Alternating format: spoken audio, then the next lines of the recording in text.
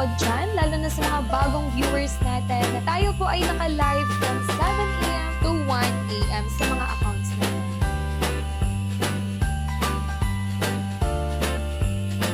And wag na wag kayong mag-a-avail to Lord sa mga nakikita niyong mga posts and ads lang po.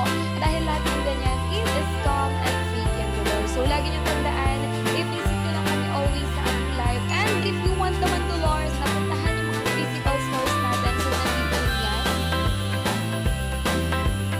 And if you want to become a reseller to Lord, pwede niyo pong kontakin yung ating mga reseller team. So ayun lang, Dolor. Maraming salamat sa panonood. Once again, Dolor Rose, and goodbye.